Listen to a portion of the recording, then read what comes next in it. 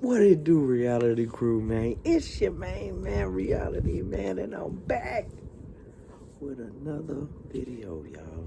We gonna do another reaction today, y'all. And today's video comes from CZ's World. Alright? The title of today's video is Sinners, the history of the Smokestack twins. Horror history. Hey, y'all, I'm ready to get into this shit, man. I seen the video, I seen the movie, you know what I mean? I guess it was a classic, you know, it was too musical for me. You know what I mean? Too much music in that movie for me. You know, I don't like the musical video movies anymore. You know, I did when I was younger. You know, one of my favorite musicals was The Lion King. Of course, you know what I mean? I think that was a lot of kids' favorites around my generation. But, you know, not as of today, you know what I mean? I don't get into the musicals today, you know what I'm saying? Like, if I wanted to see a musical, I'd go see it in person and live. Broadway. They even got The Lion King Broadway right now, so... You know, that's more my speed, man. Hey, man, if you like my content, man, if you here, go ahead and like, comment, and subscribe, y'all. Hey, I appreciate all my subscribers that came through. You know what I mean? We on the road to a milli, you know, to our first milli. You know what I'm saying? But our first checkpoint is 10K, y'all. 10K. Let's get these subscribers up to 10K first. And then guess what? I'm doing a giveaway, y'all. I'm doing a giveaway. I'm be giving away every month. Forever. I'm be giving away money every month. Forever, y'all. As long as YouTube pays me, I'm gonna pay you. You hear me? So, yeah, man. Let's get these subscribers up, man. I ain't gonna hold you up too long, man. Let's get straight into this video. Elijah and Elias Moore, also known as Smoke and Stack, or collectively as the twins, were likely born sometime around 1895, give or take a year, based on their appearance in 1932. The brothers were born in Clarksdale, Mississippi, the birthplace of blues music, to parents whose names we don't know. Their entrance to the world was a difficult one, after Stack became stuck during delivery. But a local woman attending the birth managed to save both of the twins. Soon after, Smoke and Stack's mother died. It's unclear what age the twins were when this happened, but we do know the woman who had delivered them then nursed them in place of their real mother. And after she died, my mama nursed them like they was her own. There's not much known about what Smoke and Stack did for the first few years of their life, but we can assume that they, like many of the poorer families in Clarksdale, worked the cotton fields. Some children began working the fields as young as 5 years old, and if their father also worked in the cotton fields, it's likely the twins began as young as possible. While Smoke and Stack were raised near an uncle and aunt, they ultimately lived under the roof of their father, a violent man whose cruelty was often directed at the twins, Stack in particular. Seems like a backstory we encounter all too often here on Horror History. One day, in a fit of rage, their father hit Stack so hard it knocked him unconscious. Smoke, unable to bear it any longer, killed their father in retaliation. And he was already half done burying the body as Stack regained consciousness. This moment in their childhood is a window into the twins' dynamic. Smoke is the dominant twin. He's the protector, fiercely loyal, and quick to act when people he loves are threatened. He responds with violence as a survival instinct, a trait likely inherited from his father. Stack, on the other hand, is more emotionally complex. Despite being the one who is usually hurt, he downplays the abuse.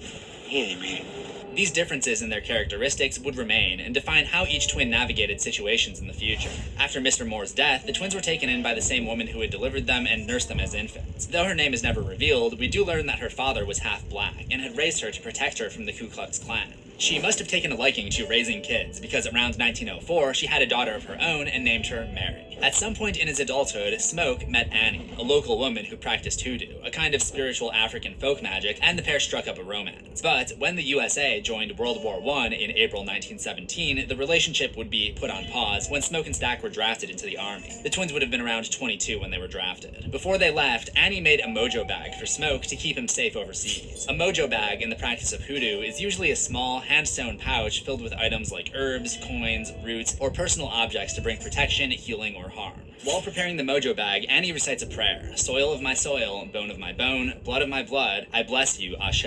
Through the prayer, Annie invokes the ancestors to protect Smoke. The word Ashe is a Yoruba term, meaning power, command, or so be it. By saying the word, she activates the spell. Smoke and Stack survived the war, likely returning home in late 1918 or early 1919. Sometime between 1919 and 1925, Smoke and Annie had a baby daughter, but she died within months, and the couple buried her on the grounds of Annie's shack. Having seen more of the world and having survived the brutality of war, the twins craved more from life. They wanted money. They wanted freedom. In 1924, at 29 years old, they began a string of bank heists across their town and in neighboring counties, culminating in the robbery of the First National Bank on February 8th. Their method was simple but effective. Stack's smooth talk kept the staff compliant, while Smoke's force kept the room under control. By 1925, with their pockets full, the brothers left Mississippi for Chicago to start a new life. We know they left that year because in 1932, Stack says that they'd been gone for 7 years. 7 years ain't long enough to forget about us. Before they left, they paid a visit to their younger cousin, Sammy Moore, and gave him a guitar once belonging to their father. Interestingly, this small act of kindness would set in motion a chain of events that would lead to a fateful night in 1932 that would change all of their lives forever.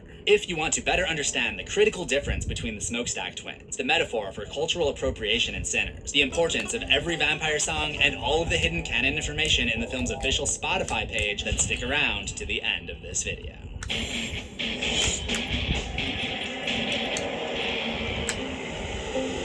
Welcome to Horror History. The Smokestack twins are the two main protagonists of the 2020... Well, Sinners was, like I said before, Sinners was a pretty good movie, and there's not really too much I can say about the history and stuff because I figured that it's fiction, you know what I mean? So it's not really too much I can say just about the geographical, places that they were at, Mississippi and then Chicago, you know what I mean? Probably back in those days, it probably was pretty hard for, people to grow up, that's what I heard, that's what I read, you know what I mean? So,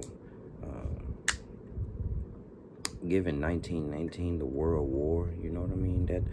This is one of them eras where segregation was prominent, you know what I mean? Racial profile and racism, was just fluid still, you know what I mean? So 1919, this was still a segregated country, you know what I'm saying?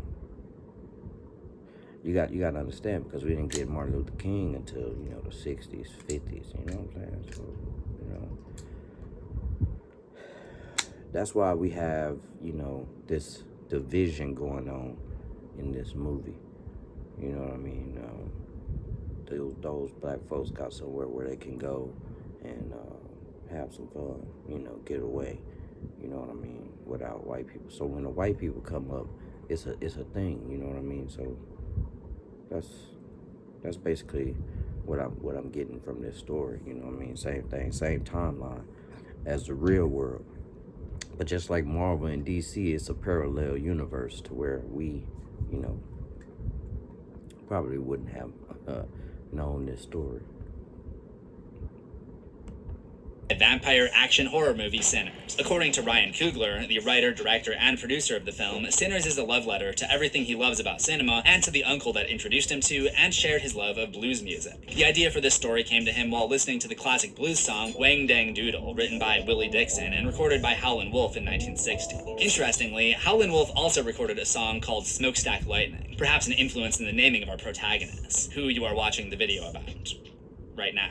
According to Dixon, Wang Dang Doodle meant a party or night out in the town with plenty of music, dancing, and whooping it up. Urban Dictionary describes it as a good old-fashioned Saturday night filled with drunken revelry, which may include but is not limited to fighting, dancing, singing, and the like. Which is not a bad logline for Sinners. The song itself was used within the film, a dark foreshadowing of what was to come. Sometime between 1925 and 1931, Smoke and Stack began working for Al Capone, the famous businessman and gangster who rose to power during Prohibition and founded the Chicago Mafia. We know it happened within that window because Capone was arrested for tax evasion in 1931. As someone who was Chicago raised, I never knew they ended up getting him on tax evasion of all things. That would be like if Jason Voorhees was arrested for jaywalking. His arrest left a power vacuum in Chicago's underworld. Tensions rose as rival families scrambled for control. The twins, tired of the chaos, decided it was time to return home and deal with the devil they knew. Before they left, they made one last move to secure their finances. Taking advantage of the brewing conflict, they stole 500 bottles of beer from the Irish mafia and crates of wine from the Italians, letting each side believe that the other was to blame. The resulting fallout made the papers on October 5th, 1932, placing the thefts in late September or early October. With the money, liquor, and a plan, the twins slipped quietly back into their hometown of Clarksdale. They dreamed of power, of ownership, and most of all, of freedom.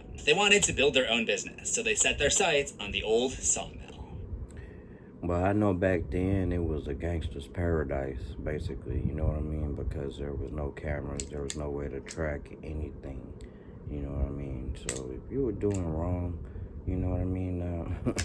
Living back then where there were no cameras and stuff, that had to be like heaven, you know what I'm saying? Like, all you had to do was have a good getaway plan, you know what I mean? Cover your face, have a good getaway plan. That's how I would see it, you know what I mean? Just like Smokestack, you know, they had a good getaway plan. They said, all right, we're going to steal this from Chicago, go right back down to Mississippi, and like it never happened, you know what I mean? So that was pretty genius in their defense, you know what I mean? Pretty genius, because there's no way to track that or whatever. And of course, you know, that segregation and everything, they're black, they're white, you know, so they had some, you know,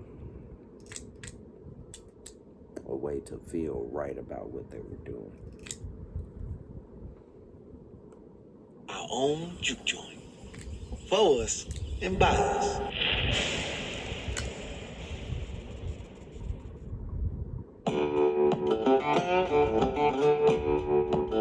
Blues music plays an important part within Sinners, being as much of a character as the humans and the vampires. Blues music has a very important relationship with global pop culture, with American pop culture, and with black culture specifically, because it came out of that culture. And in this time, it's a lot of shame and pain and discomfort associated with the time. I was very interested in that irony of people dealing with such intense oppression and such intense difficulty of life, but still somehow maintaining the zest for life. The music used by Coogler in Sinners is rich with hidden meaning. Every song choice reveals something deeper about the characters and the story. But the hidden messages don't stop there. As part of Sinners marketing, Coogler and his team embedded additional lore into the movie's official Spotify soundtrack. Tucked away in the About section is a carousel of images, some taken directly from the film's opening sequence, others presented as in-universe newspaper clippings that reveal key pieces of character backstories. While it's true that we do already have a horror movie as a metaphor for racial segregation in Candyman, I feel that Sinners does a good job of differentiating itself, because it focuses more on the separation of music and culture, whereas Candyman and its sequels are more of a commentary on segregation's impact on romantic relationships. Blues music, like horror, is a form of storytelling rooted in pain, trauma, and injustice. The blues were born out of the trauma of slavery and the enduring oppression in the southern United States. Its roots can be traced back to about 1890. The movement began as vocal music and work songs, musical traditions developed by enslaved African Americans to cope with the forced labor and suffering. But over time, blues became a distinct and celebrated genre that gave a voice to the victims of injustice. Where blues channels sorrow into rhythm and melody, giving a voice to the voiceless, horror does something similar by transforming fear into metaphor. As many viewers of my channel already know, horror often uses monsters to confront things that society prefers to look away from. Both are rebellious at their core, unafraid to speak uncomfortable truths. And I'm not the only one who sees the connection. If blues is the backbone for popular music globally, the scary story is the backbone for all storytelling. I've talked before in horror history about cultural legendizing, when a community's collective trauma transforms into myth or legend, carrying the emotional truth forward in a symbolic form. From Godzilla as a metaphor for nuclear fallout, to the Demogorgon being a manifestation of the fears of communism. In Sinners, a similar process plays out, but we see it not just in the vampires, but in the music that underscores all of it. The time setting is important here. In 1932, America was in the thick of the Great Depression. The stock market crash of 1929 had sent the country into a downward spiral, with unemployment hitting record highs and entire families struggling to just put food on the table. The wounds from World War I hadn't fully healed. Though the fighting had ended over a decade earlier, its many veterans came home and found it difficult to pick up with their lives. While the government provided some financial resources, many faced challenges such as public neglect, mental health issues, and economic hardships. Prohibition was also still in effect, which was a nationwide ban on the production, sale, and transportation of alcohol in the U.S. from 1920 to 1933. It was intended to curb crime and improve public morals. Instead, it fueled the rise of organized crime, underground speakeasies, bootlegging, and widespread lawbreaking. All the while, life in the American South was especially harsh for black communities thanks to Jim Crow laws. Introduced in the late 1800s, they enforced strict racial segregation in public spaces and institutionalized white supremacy at every level of society. These laws denied black Americans the right to vote and withheld equal access to education and employment. By embedding racial hierarchy into the legal system, they also legitimized violence as a means of control. White supremacists, from mobs to local authorities, could harass, assault, or even kill black individuals with little fear of prosecution. Lynching became a common weapon of terror, and acts of brutality were often ignored or even supported by law enforcement. In the face of all of this craziness, juke joints became more than just nightlife spots. They were a retreat. Often built on the outskirts of town or tucked away behind homes, these gatherings offered a rare space for freedom and fun. After long days of labor, people would come together to drink, dance, share stories, and lose themselves in the rhythms of the blues. Juke joints gave them a place to reclaim their autonomy, if only for a night. That's why the twins, Smokestack, decided that they were going to use their blood money to open a juke joint of their own. But to fully understand the dynamic of this gunslinging genome pair, we've first got to shake the dust off the broom and travel back to the transaction that started it all.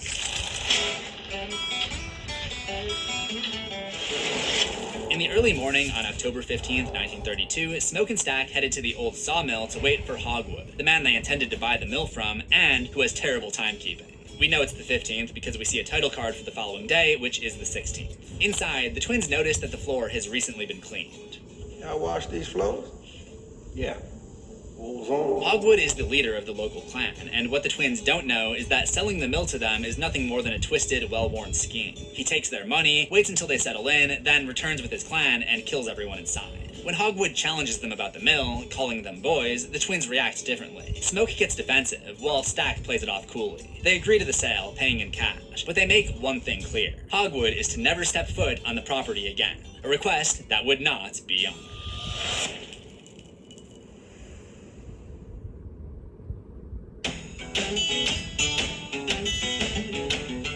Smokestack had... Yeah, I love these breakdowns of these movies and everything because it really gives you a in-depth look and understanding of the movie because some of these movies, man, you just watch and you at the end you like you're like, what did I just watch? Wait a minute, that's a lot. Wait a minute, I gotta go back, rewind that shit, please, right? But, you know, I love these in-depth looks, man. Shout out to CZ's World, man. I appreciate the content, you know what I mean? You keep doing your thing, I'm gonna keep doing mine, you know. It just gives you a better look at what's going on because most of this stuff I really wouldn't have known, you know what I mean? Because I saw it going on, but I couldn't just break it down molecule by molecule, you know what I'm saying? I think Sinners is one of those movies that you got to go back and watch and really figure out what's really going on, because I don't think you could do it in one look at it, you know what I mean? That's why we're breaking it down today, y'all. Uncle's church to pick up their cousin, Sammy. The twins' uncle Jed isn't exactly a fan of their plans for the mill, believing them to be making a place for drunkards and cheats to shirk their responsibilities to their families. As the three head out to prepare for the opening night of their new music venue, Smoke asks Sammy if his father is treating him and his siblings right. With the memories of his own father's violence, he wants to make sure that history isn't repeating itself.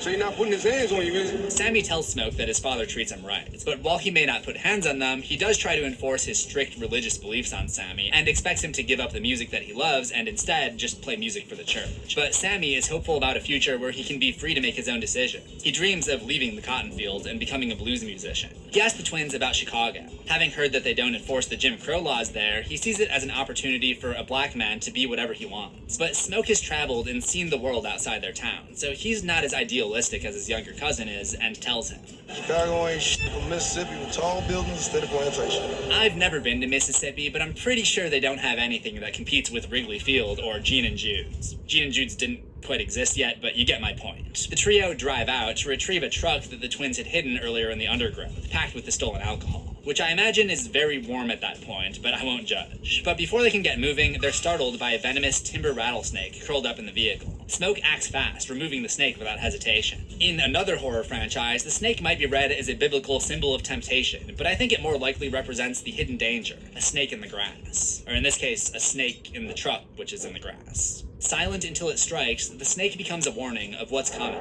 foreshadowing both the venomous vampires lurking in the story and the ever-present threat of the clan.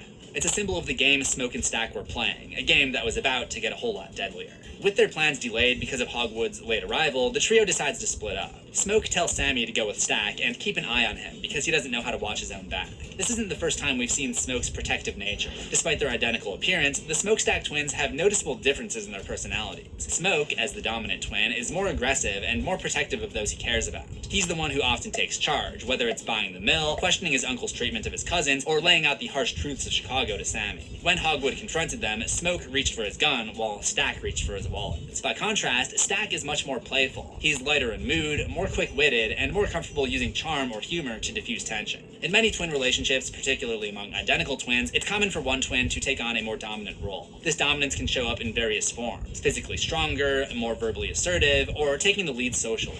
While not a universal rule, studies have shown that twins often establish a kind of pecking order influenced by both biological and social factors. Physical size can play a role, especially in male twins, with the larger twin often assuming dominance. But it's not just about brawn. Personality, family dynamics, and even birth order can shape these roles over time. In cases where one twin experiences developmental delays and the other does not, research shows that parents and caregivers consistently perceive the typically developing twin as the more dominant one, a perception that can persist even after developmental issues are resolved. We know that Stack was the one who was targeted by their father. Perhaps he saw Stack as the weaker twin, an easier target. Smoke and Stack's dynamic also mirrors that of another infamous pair of crime twins, the Cray brothers. Ronnie and Reggie Cray were notorious gangsters in the 1950s and 60s, known for their brutal grip over the East End of London until their eventual arrest in 1968. Like Smoke and Stack, they shared a reputation for violence and loyalty, but also had clearly distinct personalities. Ronnie, like Smoke, was the more volatile and dominant twin, while Reggie, much like Stack, was smoother, more charismatic, and better at navigating social situations. This contrast between the twins isn't just shown through their personalities, it's woven into the fabric of the film through costume and color. Stack is consistently dressed in red, emphasizing his passionate, impulsive nature. Smoke, on the other hand, is dressed in blue, reflecting his colder, more restrained demeanor. The color theory extends beyond the twins, bleeding into Sinner's broader color palette, a deliberate choice by Ryan Coogler, rooted in red, white, and blue. A subtle but constant reminder that this is an American story. America. Smoke heads into town, looking for someone to watch the truck while he sorts out some business, and offers a trustworthy-looking girl 10 cents for every minute he's gone, which would be $2.16 per minute today, or $130 an hour, which is pretty good considering that cash transport guards make closer to $27 per hour in 2025. But I guess Smoke knew this would be a quick job. Despite the girl being visibly happy with the offer, Smoke tells her she shouldn't accept it. See, we talking numbers now, and numbers always gotta be in conversation with each other. You understand? You gotta negotiate. This is the first time we see the twins use negotiation tactics in hiring someone to do something for them. Usually in negotiation, you try to talk the price down, but I think the point is that he's giving back to his community by teaching her. But the twins' other negotiations would not be so benign.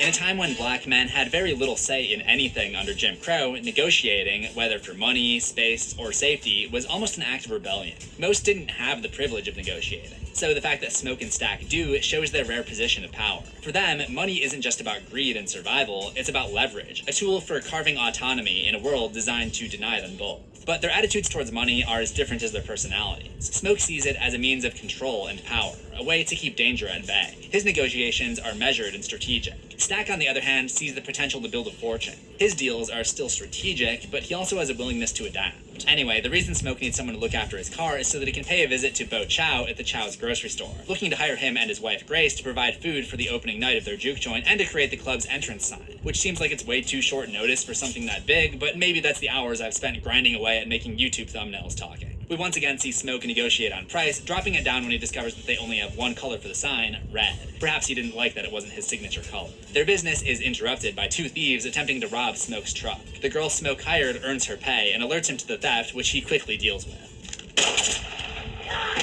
Ken had some, you're talking about how he almost robbed the twins. Meanwhile, Stack and Sammy head to the Clarksdale train station in search of Delta Sim, a local blues player. Stack offers Slim $20, or about $430 in 2025 money, to play at the Juke's opening night. Slim initially refuses the offer, worried that he'd lose his stable Saturday night slot at a local bar named Messenger's. While he's only paid in corn liquor, Slim believes that's all a sinner like him can ask for. But like his brother, Stack is a master negotiator, and he pulls out a bottle of Irish beer he'd taken from the truck earlier, which catches Slim's attention. Knowing he's gotten Slim interested, he offers him $40 a night and all the beer he can drink, to which Slim readily agrees. Like their personalities, the twins' negotiating styles are distinct. Smoke operates as if there's a strict code of etiquette to follow, while Stack reads his opponent in search of a weakness, so smoothly they hardly realize they're being maneuvered. At the train station, Sammy meets Perline, a local woman, and invites her to join the Juke Joint's opening night. Meanwhile, Stack is approached by Mary, furious to see him back in town. She reminds him of the last time she saw him, when he slipped out of her bed without saying goodbye the night before he left for Chicago.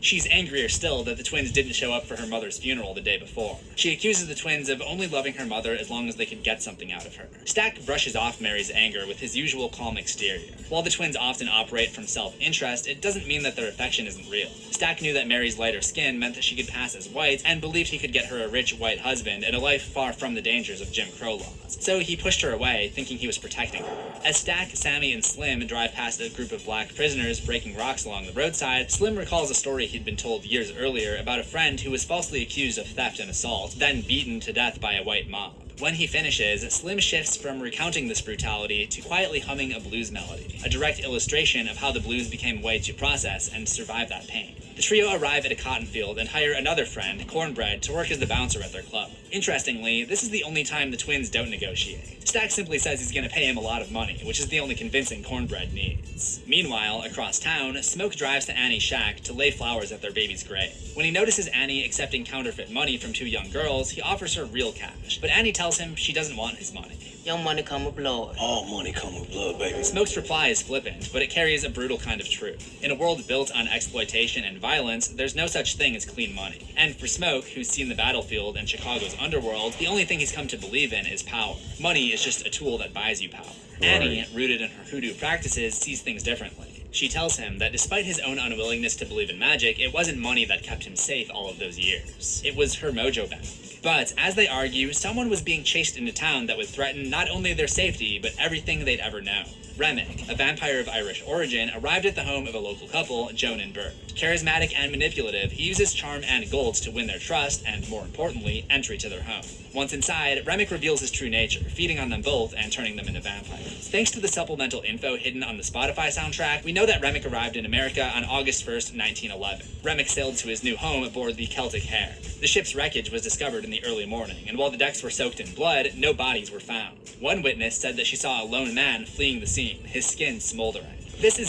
That was different from the movie, that I seen, from Mississippi. I never really understood vampires to come from Mississippi. If anything, it would have been from like Louisiana, New Orleans, you know what I'm saying? Something like that. That was very unorthodox for them to do, was to throw some vampires in there. I mean, on top of the KKK, like, ain't no winning, Ain't no winning for losing, like, for real. The vampires was a good, like I said, man, the vampires was a good twist to it, man. I love vampire movies, man. I was one of them ones from Twilight, you know what I'm saying?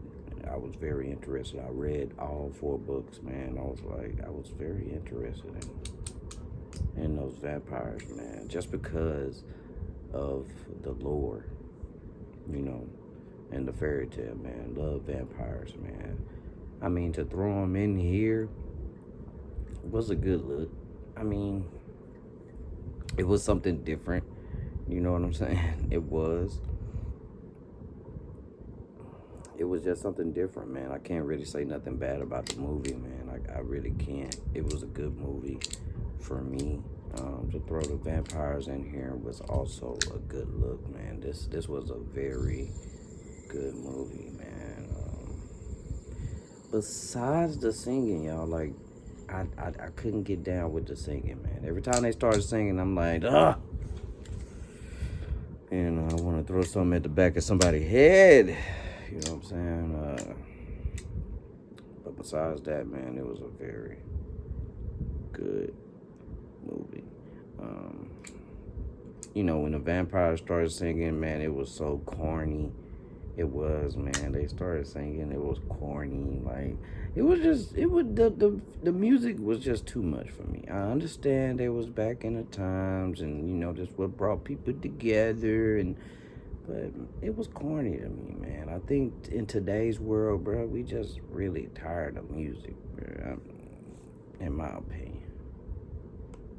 Basically the story of Dracula, who journeyed to England aboard the Demeter and was witnessed running up the stairs to the church in the form of a black dog. Vampires love a murderous boat ride to a new country. Wreck 4 Apocalypse is another creepy undead boat ride if you are looking for more examples. But Sinners has to be one of the freshest feeling vampire movies as of late. There's no obligatory waiting period to slow down the plot. Once a person is fed on, they're almost instantly turned. Also, can we... All these reactions that I do on this channel are blind reactions, y'all. Go ahead and subscribe down below, man, because it's the latest channel that you gonna get for reactions, man. I'm telling you that right now. We react to any and everything, all right?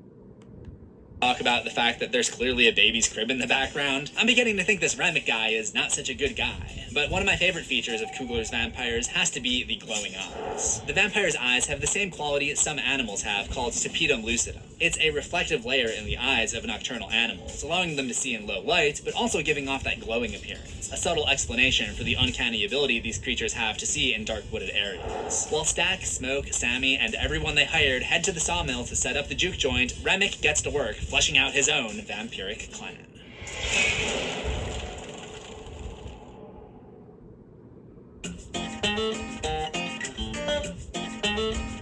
After a long day of work, people from town and people who worked in the cotton fields all day come to the club to drink, gamble, and dance their troubles away. The twins want the opening night to be a financial success, but as we've seen, they often take different approaches to things, especially money. Smoke seems to be taking the Dave Ramsey approach, only wanting to accept hard cash. This ain't no house party, and it damn sure ain't no charity. Stack is willing to allow patrons to pay in tokens that they earned working in the fields. See, these niggas been working in the field all day. When they show up here, let them enjoy themselves. I would typically be in Smoke's corner here. I think it's stupid to buy things that you don't have the money for, but to be fair to Stack, the cotton field tokens are probably not as predatory as the credit card companies of today. Though I wasn't there in Jim Crow time, so I could be wrong. I'm not trying to get into that rant today, though. This video is all about the blues, as Mary found out when she arrived at the club. She's initially met with suspicion and hostility, though. Cornbread blocks her at the door, assuming that she's white. Once inside, Smoke tells Stack to take care of her, or he will. It's another example of Smoke being protective, this time of the club and the people inside it, while Stack is more open to embracing outside influence. It's a battle of ideals, and a microcosm of the wider cultural battle, with Smoke representing those who want to preserve the culture cultivated by the suffering of their people. He even tries to pay Mary to leave, which she refuses. But it's Stack's openness that eventually leads to his downfall. Sammy later performs a song that he wrote for his father. The song expresses his love of the blues in spite of his father wanting him to turn away from it and towards the church. If I had a nickel for every time I covered a character who is... Now thinking about it, man, that was kind of disgusting, you know. That was essentially their sister, you know what I mean? And for one of them to sleep with her was kind of disturbing, you know what I'm saying, to say the least. To an art considered sinful by a controlling father who works in the church, I'd have 2 nickels, which, as I mentioned, is worth a lot in 1932, but it's still weird that it happened twice. But Sammy's song, like most of the blues, is a form of rebellion against his dad, and there's a narrative parallel here. Sammy's father forces the church on him, as the English tried to impose their religion on Remick and his people. You have a juxtaposition between religion and the blues. Religion... My bad, y'all. Listen, it's sad to say, but that girl is definitely a catalyst to what mulattoes really go through. Excuse my French, but what they really go through today. You know what I'm saying? Like, when they can't be down with the blacker culture, you know what I mean? They often choose, subconsciously, they often choose their whiter, you know, counterpart. And it was crazy how they portrayed that lady right there, because she had fairer skin, you know what I mean? she was the start of the downfall. She was like, she was trying to be cool with, you know, the colored folk, but she herself wasn't really considered to be colored. You know what I mean? You can clearly see that she has color in her, like most people like her. Her skin tone. But when she can't do it, you know, it's always the white folks that's like, come on, we told you, come on, it's okay. We don't bite. They literally bit her. So, you know, yeah, that was a funny, thing that I picked up. Forced while the blues was chosen. Blues wasn't forced on us like that religion. You know, so we brought this with us from home. It's magic what we do. Sammy's performance creates a surreal scene where past and future are linked through the power of music. There are legends and myths throughout history and different cultures that speak of people born with the gift of making music so true that it can pierce the veil between life and death, conjuring spirits from the past and the future. While it's taken very literally in this movie, I see this concept as a visual representation of how music can be a vessel for history and culture, and truly great music will stand the test of time and pass these stories on to future generations. In medieval Ireland, they had fillies. Man, shout out to the dude that was dressed like LL Cool J in that. Where they kept, see, it was just going a lot of places for me at this point. When they're doing the music and stuff, it's just going a lot of places. I'm like, they didn't have the music for me. Excuse me. If they didn't have the music in there, I really wouldn't have, I really wouldn't have, I really would have liked it a lot. You know what I'm saying? I really would have liked the movie a lot. But they had that music in there, and so therefore they get like a 5 out of 10 for me. Trained poets and scholars. In West Africa, they had griots, who were oral storytellers, poets, and musicians. In Celtic Britain, England, Scotland, and Ireland, they had bards, musicians and storytellers who preserved heroic tales. And now we have System of a Down, a metal band passing on their Armenian heritage while crafting their own tales of political defiance. You can check out their story over on my other channel, Pumpkin Man. And sure, I brought that up because I will take any excuse to talk about System, but when you think about it, Holy Mountains or Aerials are not that different from what was going on inside of Club Juke, from a cultural standpoint. And while the people dancing inside Club Juke aren't aware of the veil of time being broken around them, it draws the attention of someone else. The twins are called away from managing their party by their bouncer, Cornbread, when a trio of white visitors, Remick, Joan, and Bert, approach the club and try to gain entrance. 3 vampires in disguise insist that they just want to drink, spend some money, play some music, and have a good time. Trying to prove that they belong, the vampires perform a rendition of Pick Poor Robin Clean, one of the earliest blues songs ever recorded. This song choice isn't random, it's packed with hidden meaning. The lyrics tell a story of hunger and survival, reflecting the time of severe economic hardship during the Great Depression. It's about feeding on and utterly consuming something, which is exactly what Remick, controlled by his vampiric urges, intends to do to everyone in the club. Pick Poor Robin Clean was originally recorded by bluesman Luke Jordan in 1927, but a more famous rendition was released by Geechee Wiley and Elvie Thomas in 1931. This is a song Remick has appropriated from black blues singers, which he now tries to use for his own gain, much like he hopes to do with Sammy's music.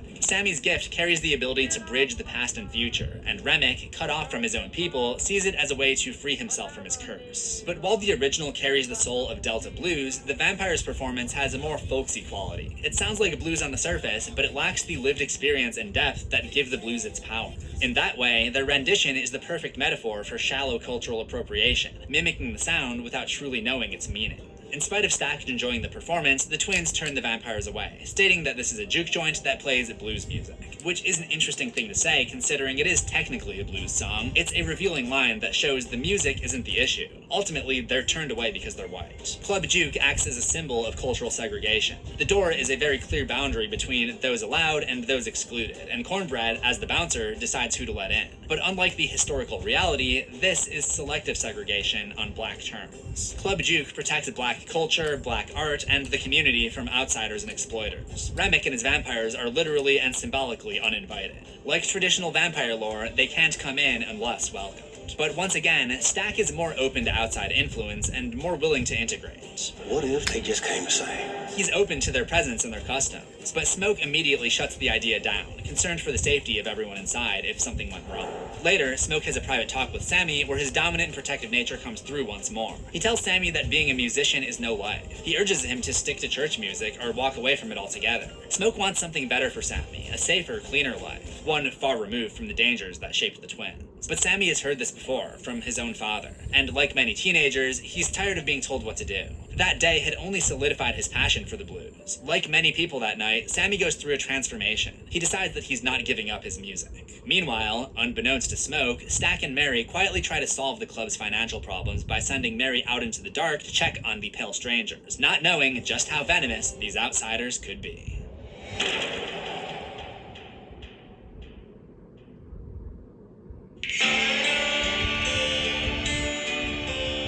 Mary finds Remick and his new recruits outside the club singing an Irish and Scottish folk song called Wild Mountain Time. The song, as we know it, was first recorded in 1957, but existed under the name The Braes of Balquhidder, an older Scottish ballad recorded in 1914 that inspired the later version. The song is about a man inviting a young woman to join him in gathering wildflowers. Again, this foreshadows Remick inviting Mary to join him and the vampires. The hypnotic melody almost acts like a lullaby, enticing Mary in. Before she can return to Club Juke, Remick attacks and turns her. And with Mary's attack, Remick is able to infiltrate the club. She becomes the vessel through which everyone else is eventually corrupted. We ain't gonna kill every last one of you. As someone who moves between both the black and white communities, Mary is the perfect Trojan horse. Through her, Remick's influence slips past the boundaries that had protected the club, which also represents his ill-intentioned infiltration into black culture. The next victim is Cornbread, who's ambushed outside while taking a leak in the woods. And while Smoke is preoccupied dealing with a gambling dispute, Stack is seduced by Mary, attacked, and turned, giving an entirely new meaning to the term "she's for the streets." At first, Annie believes that they're dealing with a haint, a term in Southern folklore for a restless ghost or evil spirit known for trickery or malice. But after a violent encounter with the now transformed Cornbread and Stack rising back up after having certainly been dead, Annie realizes that they're dealing with vampires. And these vamps follow most of the classic vampire rules. According to Annie, the best way to fight back is with garlic, wooden stakes, holy water, and silver. While silver is traditionally associated with werewolves, it has appeared in certain vampire adaptations, including Blade, The Witcher, and the Hammer horror film starring Christopher Lee. I already went into this in my Wolfman episode, so I'll keep it brief, but silver is seen as one of the purest metals, as opposed to ores like iron or copper, which need to be refined. And since many classic monsters like vampires and werewolves were created as part of metaphors about religious impurity, it would make sense that silver would be a weakness. It is also shiny and looks pretty cool. As the survivors inside prepare for battle, Remick and his growing number of vamp brethren began to sing and dance outside. This time, they performed The Rocky Road to Dublin, an Irish folk song first recorded in 1859. The song follows the journey of an Irishman chronicling the hardships and violence he encountered along the way. Perhaps the lyrics reflect Remick's own hardships and journey, but for the purposes of this video, it's important to note the tune's context in 1850s Ireland. While not directly about the famine, it emerges from a period shortly after the Great Famine, during which many Irish families were forced to emigrate to England, America, and elsewhere. The very song chronicles the spread of Irish culture, something that Smoke is very resistant to. This idea is reflected outside Club Juke, where Remick's group has swelled in number. He assimilates everyone: black, white, Irish, Chinese, and American. I don't think anything says cultural assimilation louder than Cornbread's dance moves during this sequence. No matter where he is, my eye just immediately goes to him getting down with it. He's kinda legendary for that though, I can't lie. Remick's quote-unquote clan is literally a mixture of races, genders, and cultures, including Bo Chow, who after turning tries to persuade his wife and the others to let the vampires in. You should listen to him, Grace, or listen to me, because I know everything he knows now. Becoming a vampire is a literal form of assimilation, a complete absorption into another culture. The vampires function as a hive mind, all mentally connected in some way. As a result, when Remick turns someone, he gains their memories, skill, and knowledge, like when he speaks Chinese after turning Bo.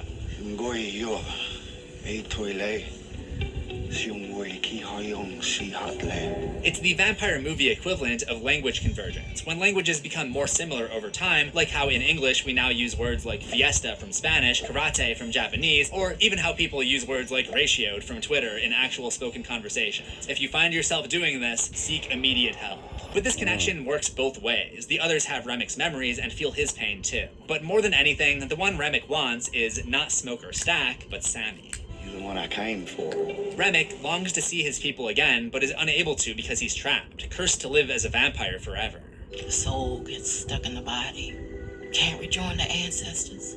Cursed to live here with all this hate. To Remick, Sammy's music represents a way out. Sammy's gift is so powerful it can bridge the barrier between the past and future. Remick believes that by turning Sammy and assimilating his gift for himself, he can tear down that barrier and finally reach his people again. But he doesn't understand the pain or cultural weights behind the music. He just wants its power. So, he makes the group an offer. They give him Sammy, and he lets them walk away with their lives. But the survivors refuse. He belongs to us. He belongs with us. Smoke tells Remick he ain't gonna let it happen. His protective instinct could be seen as a defense of the culture and community that the club represents. Keeping Sammy isn't just about keeping him safe, it's about refusing to let their music and their identity be claimed by outsiders. The metaphor continues when Stack, now turned into a vampire and aligning with Remick, tries to persuade Smoke to join him. He argues that becoming a vampire is the only way to truly be free, making reference to the earlier conversations about how Jim Crow laws have limited their true freedom, even after the abolition of slavery. He may be free now, but freedom means nothing if he can't share it with his brother. But Smoke, ever set in his ways, as always, refuses, and the group retreats into the club, shaken and scared by Remick's revelations. However, their temporary shell of safety would be shattered when Grace, looking to protect her daughter, who is a sitting duck at home with no knowledge of the vampire outbreak, basically crashes out and shouts an invite to the fanged foes surrounding the mill.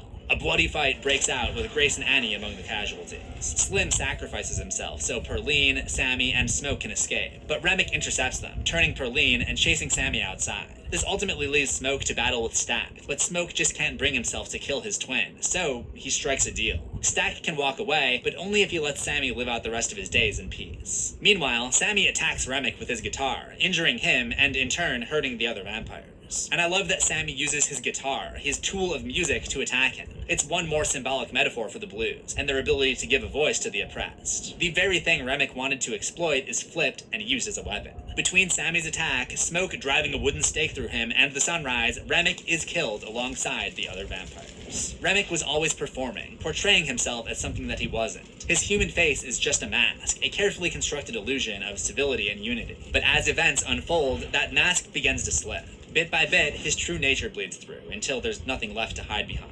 In the end, what we see is what he truly is, the monster that he's always been. Having survived the night, Smoke and Sammy part ways. Smoke tells his little cousin to be strong, something that he's always tried to be. Sammy returns to his family before leaving for a new life. But the fight isn't over quite yet. When Hogwood and 13 Klansmen arrive to kill the twins and anyone in the club, they find it empty. Smoke, hidden in the bushes outside, launches a surprise attack. Drawing on his wartime experience and time on the streets of Chicago working for Capone, he single-handedly outguns them in an epic shootout, killing each of them.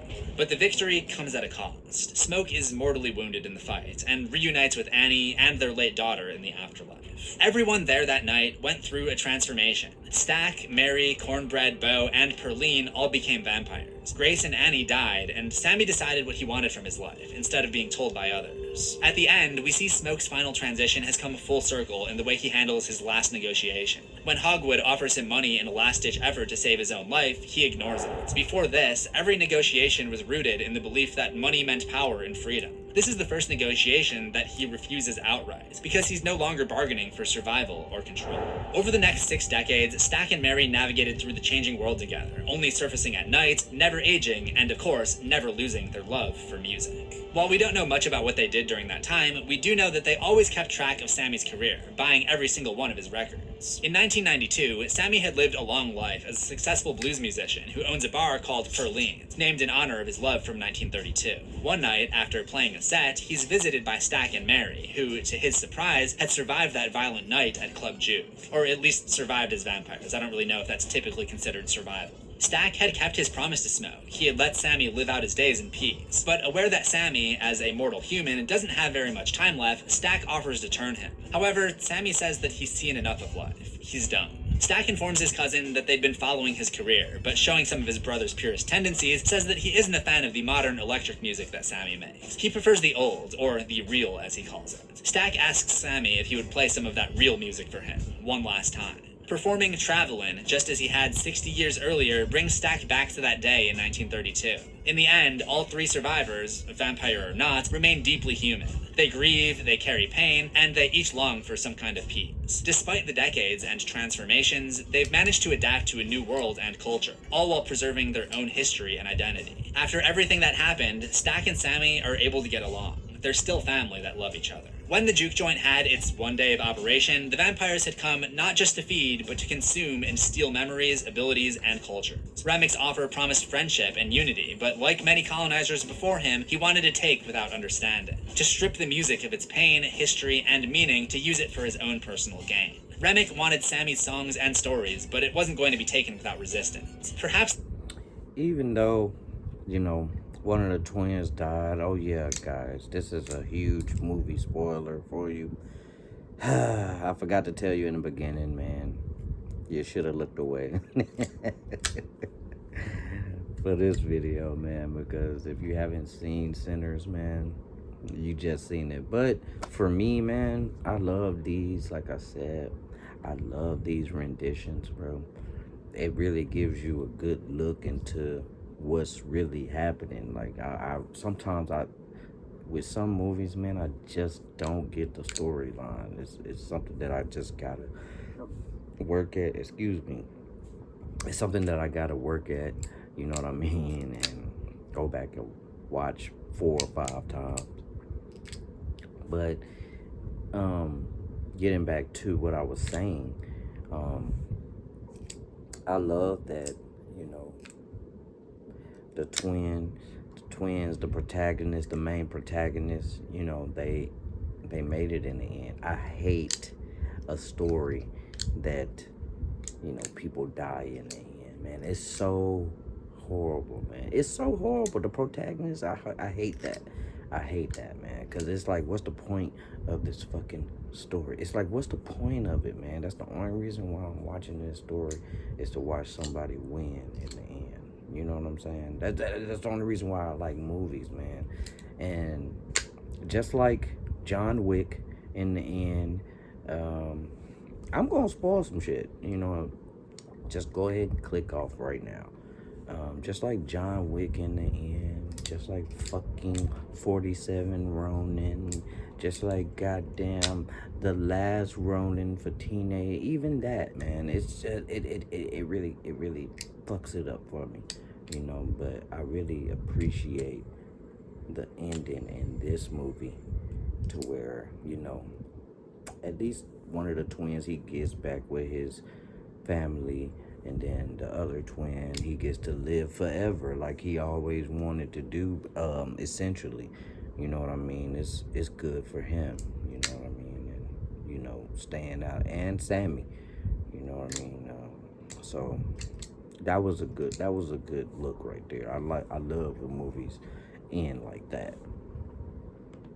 ending suggests that assimilation is inevitable and not inherently wrong, but what matters is how it happens. Remick approached it with selfish intention, so his attempt was destructive and didn't preserve what made the blues special. Sammy and Stack, on the other hand, survived by adapting to the times and integrating elements of the new culture into their lives. Sammy's music evolved from the raw blues of his youth, or the real blues as Stack called it, to include the modern electronic sound, showing that change can preserve history while still embracing the future. Smoke and Stack's story teaches an important lesson about understanding and respecting cultures, which can also be applied to other cultures and time periods, such as the YouTube horror deep dive community. So make sure you subscribe to Cece's World for new horrors every week, otherwise you're an evil and racist freak. And we're gonna go and subscribe, y'all.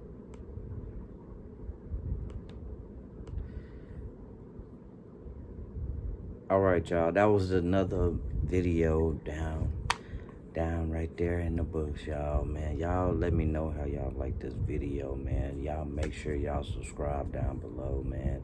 It's free, man. Just go ahead and subscribe, man. And like I said, we get to that checkpoint, that 10,000 mark, man, I'm definitely gonna be giving away some money, y'all, back to my subscribers, y'all. The only thing you gotta do is be subscribed. You know what I'm saying? So, hey, man, that's another one down in the books, man. I appreciate y'all for coming down, man. For real talk, bro. You know what I mean? Hey, happy camping.